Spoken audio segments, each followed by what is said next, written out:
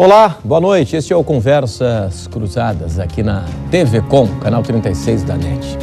Os gastos no início de cada ano, eles podem ser considerados os principais responsáveis pelo endividamento das pessoas físicas. IPVA, IPTU, seguro, matrículas e férias são um dos agravantes nessa situação. De que maneira quitar as dívidas, quais são as mais urgentes e como evitar essa constante na vida das pessoas. O crescimento do endividamento das famílias brasileiras, isso aí é um fato consumado. Até que ponto isso preocupa do ponto de vista da nossa economia como um todo? O que há de cobrança abusiva, de cobrança indevida no mercado? Esse é o ponto de partida no Conversas Cruzadas desta noite.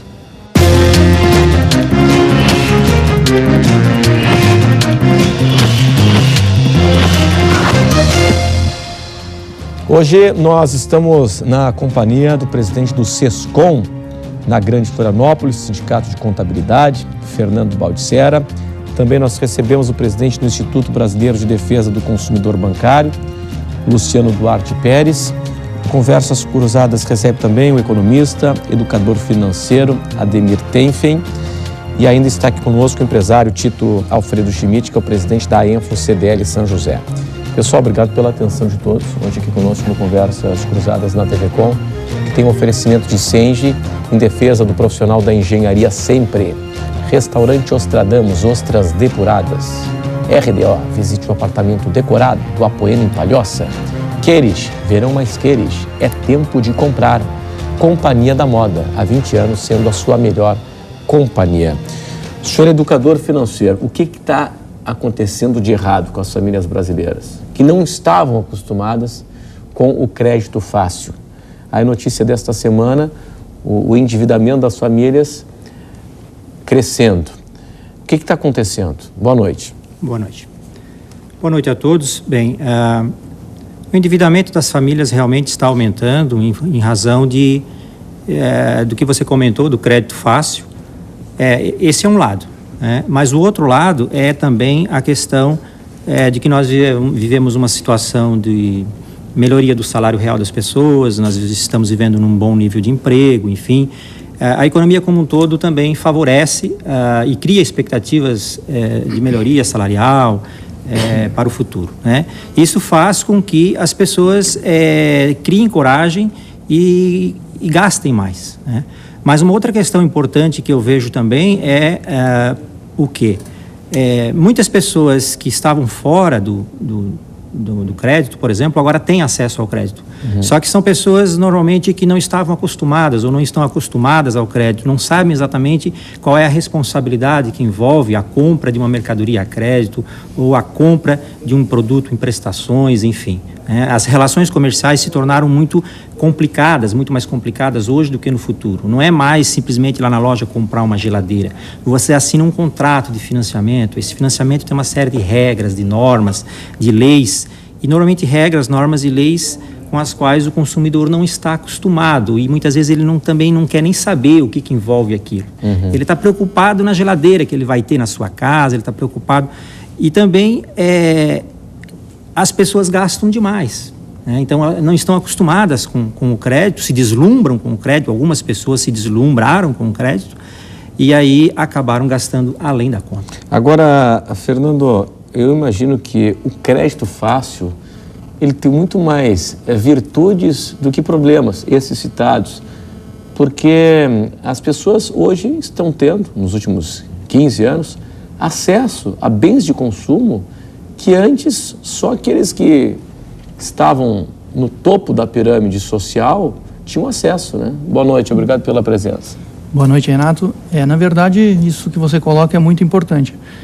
Nós temos aí uma abertura de crédito muito grande para todos e as pessoas deixam de se preocupar com os juros que pagam, né? Então, as pessoas têm que se preocupar, além do valor da prestação, é saber qual é o juro que está embutido naquela prestação, qual é o juro que ela está pagando. Então, hoje ela compra um bem, mas na verdade ela não compra um bem, ela divide o bem com o banco, porque ela acaba pagando muitas vezes em determinados setores da economia Nós temos empresas que vendem mais crédito do que produtos. Então elas vendem crédito disfarçado de produtos.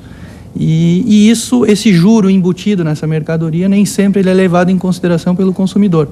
Então ele acaba, no momento de festas, no momento de final de ano principalmente, que gera essa angústia, essa vontade de aquisição, ele acaba adquirindo a mercadoria naquele momento por um impulso e esquece dos juros que ele paga sobre aquela mercadoria. Pois é, agora, Luciano, a gente tem aqui a ideia do consumidor que pensa no curto prazo, né? Ele quer comprar o produto, o foco dele, o pensamento dele é o produto e não se pensa no custo do dinheiro. Qual é a alternativa para isso? É poupar? A gente não tem a cultura da poupança também, né? Boa noite. Boa noite. Na realidade, o povo latino-americano ele não foi acostumado a poupar. Essa é uma característica do latino-americano. Nós não podemos esquecer que salário é verba alimentar. E a capacidade de endividamento de um salário, ela jamais pode extrapolar os 30% da margem consignável. O que é a margem consignável? É os 30% do meu rendimento líquido. Até porque o meu salário ele tem que ser dividido num tripé. Eu sou obrigado a arcar com a minha moradia. Eu sou obrigado a arcar com a minha alimentação. Eu tenho que arcar com a minha educação e educação dos meus filhos. Eu não posso esquecer do lazer. E em cima de tudo isso, nós ainda temos os custos que são atinentes à moradia, educação, lazer e assim subsequentemente. Então, a partir do momento que eu tenho despesas que elas são indispensáveis à minha sustentabilidade, me sobra um valor bastante pequeno, dependendo, claro, do montante ao qual nós recebemos, uns de forma maior ou outros de forma menor, nunca maior do que 30% dessa margem consignável, que é o salário líquido, para que eu possa me endividar ou antecipar a realização dos meus sonhos. Como falou o Fernando, hoje em dia não é um número pequeno de empresas que têm deixado de vender bens móveis e imóveis e passado a vender carnês. Hoje, essa é uma prática quanto mais no mercado. Hoje em dia não se compra mais geladeira, se compra um carnê. Não se compra mais um carro, se compra um carnê. E a partir do momento em que eu vou englobando carnês nessa minha margem consignável, a minha capacidade de pagamento ela vai diminuindo. Qual é o grande problema de tudo isso, Renato? E se o meu filho fica doente? E se acontece uma enchente? Então as pessoas não têm reservas para os casos fortuitos. Reflexo disso, endividamento, quanto mais já no próximo pagamento ou no próximo salário. As empresas, claro, vendem mais em função da oferta de crédito. Eu estou falando aí, não estou falando desse ano, do último ano, estou pegando numa média dos últimos 15 anos, né? Com o país, nós tivemos aí 40 milhões de pessoas que deixaram a pobreza e entraram na faixa de consumo. Isso é importante, né? Isso movimenta a economia. As empresas perceberam isso de que forma? No aumento das vendas, depois dessa farra de consumo, a inadimplência está aumentando também. Boa noite, obrigado pela sua presença. Boa noite a todos. Renato, muito oportuno esse tema dessa noite. Nós imaginamos que temas dessa natureza nós já deveríamos estarmos aqui discutindo há muito tempo. Exatamente por tudo isso que foi colocado. Você veja o quanto transformou o perfil do consumidor brasileiro nos últimos anos, né? Esse número de 40 milhões que estão entrando aí no nosso mercado. Essas pessoas, na verdade, não estavam preparadas para consumir. Elas não tiveram educação necessária financeira para que pudessem administrar de uma forma mais objetiva os seus recursos, né? Eu tenho uma matemáticazinha muito simplória, muito simples lá do meu pai, que sempre me disse, viu, a partir dos meus 5, 6 anos de idade, que a gente, quando ganha 10, tem que gastar 7. Quando ganha 20, tem que gastar 14 e assim por diante. Temos que aprender a fazer isso. E se tem uma coisa que é fundamental acontecer no Brasil, no momento que estamos vivendo, é exatamente o fato de nós fazermos com que todas essas pessoas que estão tendo a oportunidade de ir para o mercado e consumirem um pouco mais, saberem exatamente a forma de como eles podem gastar esse dinheiro que eles estão adquirindo a mais, né? Planejando. E a coisa é planejamento. E o planejamento individual, ele não deixa de ser igual a um planejamento de uma empresa. Ele é a mesma coisa. Você tem a sua receita, que é seu salário, né? Vindo das mais diversas formas que você tem até de acrescentar isso, uma locação de um imóvel que você possa ter e assim por diante. Então você tem que saber o que você ganha e tem que saber o que você está disposto a gastar. e antecipar isso, quer dizer, planejar isso sempre para o próximo ano. Você sabe quanto é que você vai ganhar no que vem, né? É você colocar isso no papel, mês a mês, exatamente como se faz no planejamento estratégico, e depois ir gastando dentro dessas limitações. A questão é quem é que faz isso? São pouquíssimas as pessoas no Brasil que fazem isso. E os que fazem têm sucesso, todos eles. Claro. Todos eles com sucesso total. Claro. O primeiro mundo faz isso, né? Todos os países do primeiro mundo fazem isso. Eu quero saber daqui a pouco da inadimplência, né? Eu nunca esqueci, faz 2 anos eu fiz uma viagem a trabalho pela RBS, fazendo uma cobertura internacional, acompanhando o governador Raimundo Colombo para a Coreia e para o Japão. E num voo que eu estava fazendo de Tóquio para Seul, sentei ao lado de uma sul-coreana. A guria devia ter uns 14 anos. Aí, de repente, ela me tira... Deu para perceber que ela estava viajando com as amigas e tal, né? Ela tira um papelzinho em branco, assim, faz uma divisão ao meio. Ela estava escrevendo em coreano ali, não entendi nada, mas eu entendi a ideia. Ela faz uma divisão ao meio e tira da carteira dela um monte de notinha fiscal. Aí começa a anotar, de um lado, as despesas, e de outro lado, ela colocando o que eu imaginei que fossem as receitas dela, né? Sem dúvida. Pô, eu nunca vi alguém no Brasil fazer isso dessa idade, né? É cultural, né?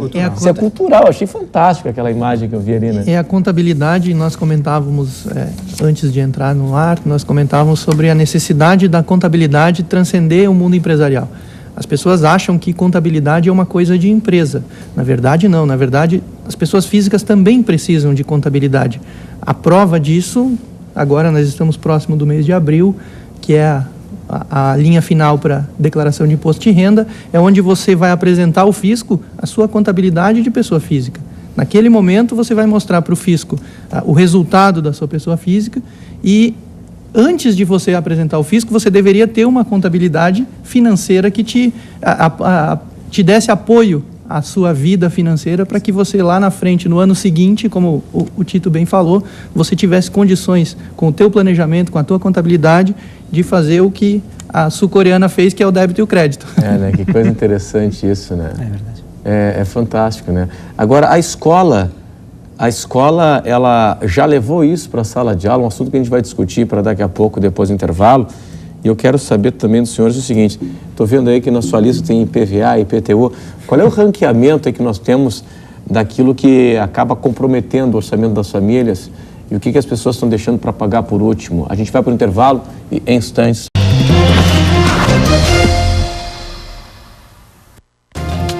Esse é o Conversas Cruzadas aqui na TV Com. A gente está aprendendo hoje aqui sobre planejamento financeiro, finanças pessoais, familiares, é disso que nós estamos tratando, orçamento doméstico, endividamento das famílias.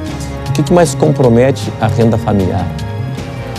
Renato, nós, obviamente, final de ano, nós temos uma tendência ao consumo e acabamos por esquecer que, iniciando um próximo ano, nós temos impostos IPVA, IPTU, o próprio imposto de renda que vai ser apurado lá no mês de abril e que vai gerar um custo à família, material escolar, matrícula escolar, eventuais viagens que você esteja programando e você acaba, ao invés de você fazer o planejamento que nós falávamos anteriormente, você acaba executando essas situações com o dinheiro que você tem à disposição naquele momento sem fazer um planejamento adequado, né? Então, quando você começa o ano, você tem que pensar que no início do ano esses impostos eles não vão deixar de ser cobrados, eles vão vir à tona, eles vão vir para que você venha.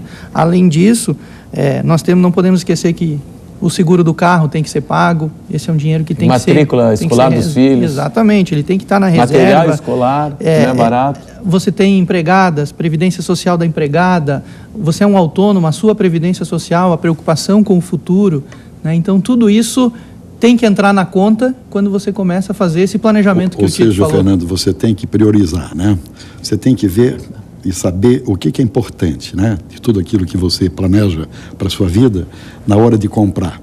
Quer dizer, você tem que ter a consciência de que o que você está comprando é realmente necessário para a sua vida ou não. Qual é o valor disso, né? Qual é o valor? O que isso vai representar no seu orçamento? O que vai representar naquilo que você tem como receitas? O que vai sair do seu caixa, do seu bolso, né? São coisas simples. Simples que precisam ser faladas, na verdade, todos os dias e todas as horas. Claro, não, porque... Que nós todos conhecemos isso, Renato. Sim. Sabemos como é que isso funciona, mas, infelizmente, a gente não pratica no dia a dia. Sim. Então, isso é mudanças de paradigmas mesmo, viu? É mudanças de posição, é mudanças de perfil de pessoas que passam para o mercado e que não se deixam levar quando estão entrando num shopping, por exemplo, e ficam comprando adoidadamente, viu? Muitas coisas que eles não têm necessidade, né? Que não tem necessidade. Então, ele tem que priorizar, ele tem que ter uma preocupação muito na hora de comprar. Ele tem que respirar algumas vezes, viu? E dizer, escuta, eu preciso estar consumindo isso nesse momento. Sim. Né? Eu acho que isso aqui é fundamental. Agora o Fernando falou um negócio interessante, né? Porque, de repente, o cidadão ele compra. Você tá até um cachorro, compra um cachorro. Não é só o custo do cachorro. Tem a ração, Sim, tem a consequências vacina, de tudo isso. Tem o médico veterinário. Sabe que tem muitas pessoas que compram um carro, né, e elas fazem a medida do terço que o nosso colega falava anteriormente. Elas fazem a medida do terço com base no salário, mas elas esquecem que o carro precisa de óleo, que o carro precisa de combustível, que o carro tem uma manutenção periódica, que o carro tem um seguro. E tudo isso tem que entrar na conta da aquisição do carro. Não é o quanto que é, eu tenho dinheiro para comprar aquela prestação. E o juro que aquela prestação ocasiona. Então, assim, as pessoas precisam realmente... Esse planejamento, ele é muito importante. Essa ideia de que nós temos que ter uma contabilidade para a pessoa física, eu acho que ela tem que começar a ser enraizada, porque a pessoa física também precisa ter um controle dos seus gastos e das suas finanças. Hoje, a internet... ela já coloca à disposição do usuário, do navegador, uma série de ferramentas, né? Aplicativos, no caso dos smartphones, onde o cidadão ele é até alertado para o pagamento de contas. Enfim, você tem ali o seu orçamento, né? A sua tabela de despesa e receita, coisas que auxiliam toda a família, né? É uma questão importante também a gente trazer aqui, é que nós tomamos decisões com base na razão, mas também com base na emoção, né? O planejamento financeiro funciona mais ou menos como o processo de emagrecimento. A pessoa sabe muitas vezes o que ela precisa fazer. E a parte técnica é a parte mais fácil até de fazer, né? Ela sabe o que ela precisa emocional fazer. Que é difícil, né? Mas o problema é o emocional, né? Então, na medida também, por exemplo, em que nós tomamos decisões com base nas emoções, e muitas vezes emoções que são criadas por nós mesmos ou influenciadas pela mídia, pelo marketing, pela propaganda, enfim, né, que tem o papel também de divulgar muitas vezes o produto, mas cabe a nós nos protegermos disso, como estabelecendo prioridades, como o senhor falou, e também nos vacinar contra as consequências das emoções. Eu não posso evitar de ter emoções, mas eu posso controlar o que eu faço com essa emoção, né? E aí é que está o problema, muitas vezes, dos compradores compulsivos. Eles não conseguem passar na frente de uma loja, ver um celular de última geração. Esse aqui já tem quase 6 anos. O celular passa a ser a primeira prioridade, e o mais moderno. Exato. E aí o que acontece? E aí ele toma decisões com base na emoção. E com base na emoção, esse livro aqui do Kahneman, até estou lendo esse livro, ele fala do rápido e devagar. O rápido, o pensar rápido, é quando nós agimos de acordo com a emoção. Então, eu quero satisfação imediata, eu quero aqui e agora, nesse momento. E o pensar devagar é o pensar com base na razão, no conservadorismo. Não, quanto é que vai custar? Quanto é que isso vai implicar no meu desembolso mensal? Só que o pensar devagar, o racional, ele é preguiçoso, ele é comodista. E a emoção, ela é rápida, ela te dá satisfação na hora. E aí o que acontece? Então, muita gente acaba se endividando por essa questão. A emoção vem, né, às vezes para preencher aqueles vazios existenciais, frustrações, enfim, mas ele não sabe o que fazer com essa emoção e muitas vezes ele nem percebe que ele está entrando num estado de emoção. E aí o que ele faz? Vai lá e compra o que não pode comprar. Né?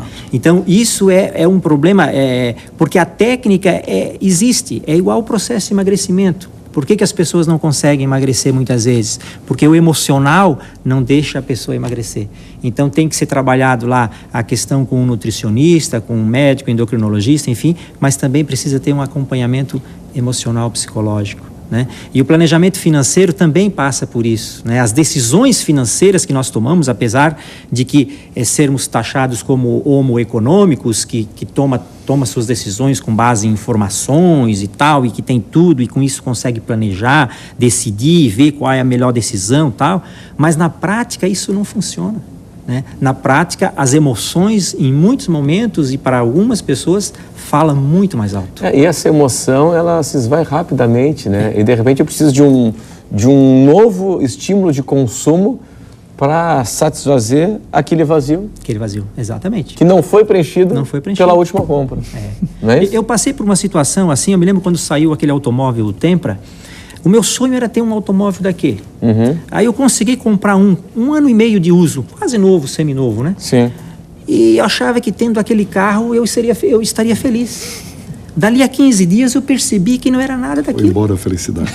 Né? Ou seja, ficou a dívida. E ficou a dívida. Né? Ainda bem que a dívida era pouquinha, só 2 cheques pré-datados, um para 30, outro 60 dias. Mas imagina se essa dívida fosse para 60 meses. Claro. Né? Claro. Então, aquela minha frustração ali, né? Então, isso pega muito também no endividamento, né, das pessoas. Mas por que isso acontece? Como o Tito falou, a questão de prioridades. Nós precisamos comprar aquilo que faz sentido para a nossa vida. Aquilo que agrega valor à nossa vida, aquilo que realmente faz você, de repente, ser uma pessoa porque hoje as pessoas se preocupam muito com o ter, através do ter elas querem mas ser. Essa é a nossa sociedade, né? A nossa sociedade. E isso tem muito a ver com o pertencimento de grupos, né? Já entrando numa esfera psicológica. E de certa forma, é que é muito fácil também, vou me colocar aqui no papel de quem consome, não é o meu caso, né? Até nem tenho o perfil de consumidor, assim, quanto mais. Mas é o seguinte, vamos colocar nesse papel para a gente estimular o debate aqui, o contraponto. Tem muito do pertencimento a um grupo, Sim, não é isso? Sem dúvida. Do pertencimento ao grupo. Se eu tenho aquela roupa de marca... mostrar posição, e né? isso não é só coisa de adolescente, não é só coisa de vale para adulto. Se eu tenho uma lancha, eu vou pertencer a um grupo, eu vou ser mais respeitado pelos meus amigos que também têm lancha. Se eu tenho um telefone celular mais moderno, os meus amigos também têm. Então, eu vou fazer parte desse grupo, não vou ficar numa situação inferiorizada. O mundo real é assim. E quando existe esse planejamento que nós falávamos, quer dizer, você percebe pessoas assalariadas que estão no mesmo nível, ganhando o mesmo salário, basicamente, viu? Uns têm sua casinha, conseguem comprar seu carro, conseguem ter uma vida com bastante dignidade. Claro, sem dúvida. Conseguem viver muito bem. Aí você vê o outro que ganha a mesma coisa ao lado, não tem absolutamente nada. Né? E o curioso também é gente que ganha muito bem e que acaba comprometendo praticamente todo o salário, vive num mundo de fantasia e tal, e às vezes não tem renda, às vezes não tem patrimônio, né? Eu acho que faria uma grande coisa hoje, Renato, as empresas, por exemplo, das quais a gente representa aqui, se pudessem fazer juntamente com os seus funcionários, viu, cursos de administração de suas receitas, viu? E termos aí espalhado pelas empresas e pelas escolas, né? Porque as escolas não têm, que deveriam começar exatamente nas escolas, né? O aprendizado desde cedo, né, de cuidar de suas finanças, do pouquinho que ele está ganhando da sua família, do seu pai ainda, né, saber como administrar isso é fundamental. Desde criança você conduzi-los e levá-los para esse caminho. Claro. Eu estava vendo um documentário esses dias de uma entidade que trabalha por um consumo mais responsável e tal, e tem uma enquete numa escola com crianças ricas e pobres. E aí perguntaram para as crianças o seguinte, achei muito interessante. O que tu gostas mais de fazer? Brincar ou comprar? Deu comprar. Deu comprar. Porque hoje comprar é sinônimo de lazer, né? Vamos dar uma volta no shopping. Vamos dar uma volta no shopping. Aí você sai para ir para o shopping sem pretensão de comprar nada, mas provavelmente algumas pessoas pelo menos voltam com um monte de sacolas. Né, de compras, né? Então parece que comprar virou um lazer, né? Virou a satisfação ali de ter alguma coisa e virou lazer mesmo. Tá, agora a gente tem que fazer algumas ponderações. Hoje em dia a autoafirmação ela está no ter e não está no ser. Sim. Isso faz parte infelizmente, né? da sociedade brasileira. É a nossa sociedade. Isso faz parte da sociedade brasileira. É a cultura do latino-americano. Sim. Na realidade, isso é um reflexo do quê? De toda a opressão que nós sofremos há 100 anos atrás, e hoje nós estamos querendo extravasar para o mundo Agora é a nossa vez. nossa capacidade. Tá. O grande detalhe é que nós não somos ainda um povo com uma mentalidade de primeiro mundo, por mais que sejamos já a 6ª economia mundial, mas ainda nós não temos essa mentalidade. Aquele boom que aconteceu nos Estados Unidos em 2008, com o endividamento das classes C e D, é um reflexo automático que pode ocorrer no Brasil nos próximos 3 ou 4 anos. Perfeito. Resultado efetivo disso já é a diminuição da lucratividade das instituições financeiras e a própria arrecadação do governo federal está comprometida em uma série de dívidas com o seu próprio orçamento. Então, ou seja, como eu vou sair dessa esfera e vou me colocar fora desse padrão, eu vou ser diferente? Na realidade, eu tenho que ser responsável. Eu não sou mais feliz pela troca do carro, por mais que a indústria de automóveis me apresente uma série de inovações a cada dia. Eu não vou ser mais feliz pela troca de um celular, por mais que as empresas de celular me apresentem isso de uma forma diferente. E qual é o grande detalhe? O reflexo do endividamento ele se dá por eu comprar carnês. Nos carnês vêm embutidos juros. Sim. Os juros não são nada mais, nada menos do que a representação da lucratividade de uma instituição financeira. Então, a partir do momento em que eu estou me endividando, eu estou enriquecendo cada vez mais esse pequeno setor de mercado. Claro. Mas, Luciano, isso não gera o consumo? Isso não faz com que as empresas cresçam? Depende. Até porque hoje nós temos um grande número de empresários que também passam por uma grande dificuldade financeira nas suas empresas. Feita cascata. Por quê? Porque eles fazem com que a lucratividade do seu negócio represente uma lucratividade pessoal, esquecendo da necessidade de reinvestir, de replanejar, de fazer com que o seu negócio cresça. O que é que nós precisamos? Começar a meditar. Meditar de que maneira? Com certeza absoluta, ensinando os nossos filhos. Nós apresentamos um projeto ao governo estadual catarinense e ao governo federal, que é a necessidade de se discutir o artigo 5º da Constituição Federal nas escolas, através de uma disciplina. O que é o artigo 5º? Obrigações e deveres. A partir do momento que as crianças elas passarem a saber as suas obrigações e os seus deveres, nós, quem sabe, estaremos modificando o mundo para daqui a 10 anos. Hoje em dia nós temos filho que bate na cara de pai, nós temos filho que distrata avô, então, ou seja, nós estamos com embutido uma questão de competitividade. Eu tenho que ser o melhor, eu tenho que ser o mais forte, o mais bonito, mais. Calma. O que nós precisamos? Nós precisamos voltar, dar 2 passos atrás, investir na educação e mostrar que nós podemos ser um povo que temos capacidade efetiva de crescimento. O juro é necessário? Desde que analisado de forma responsável. A troca do meu apartamento é necessária? Muitas vezes minha família está aumentando. Em que momento eu posso realizar isso? Vou trocar meu carro? Em que momento eu posso realizá-lo? Meu terno, minha gravata, meu relógio e por aí afora. Até porque, vamos ser muito claros, uma expectativa excelente de vida, nós vamos viver em uma média de 90, 100 anos, 105. Tá? Uma expectativa... E 105 anos, ontem eu tinha 5 anos de idade. Hoje eu já estou com 36. Amanhã já estou nos meus 70. Eu escutei isso esse final de semana de uma senhorinha. Eu estava lá numa fila de um respectivo restaurante. Aí ela me disse: Luciano, o tempo passa muito rápido. O que eu levo da vida? A minha capacidade de sorrir.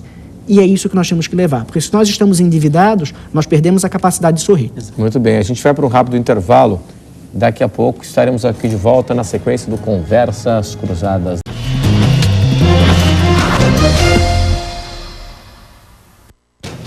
Este é o Conversas Cruzadas aqui na TV Com nesta noite, em que estamos discutindo finanças pessoais, endividamento das famílias. Muito desse endividamento se dá também pela cobrança indevida. Quando você tem uma conta no banco, todo mundo tem conta em banco, imagina. Quando você firma um contrato de financiamento, ou quando você atrasa o pagamento do cartão de crédito, aí você tem cobranças abusivas, muitas vezes cobranças indevidas. Isso é fruto do quê?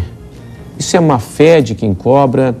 Isso é o consumidor, o cliente do banco que não tem uma cultura de ler contrato? A gente não lê contrato.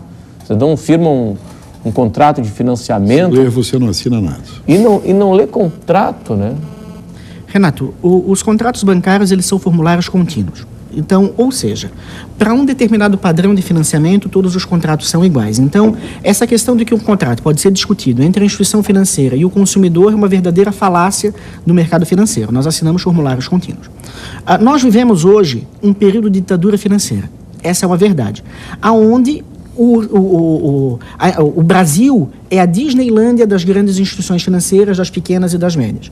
Então, a partir do momento que nós tivermos isso como ciência e que 99,99% das operações financeiras que nós fizemos, pelo menos 1 centavo é cobrado de forma indevida do consumidor, e a partir desse momento em que nós percebemos que esse 1 centavo que foi cobrado de mim indevido, multiplicado por bilhões de centavos de milhões de instituições financeiras, aumentam em milhões a lucratividade do banco, e eu passar a reclamar, e o Conselho Monetário Nacional passar a fiscalizar, nós vamos começar a mudar esse cenário.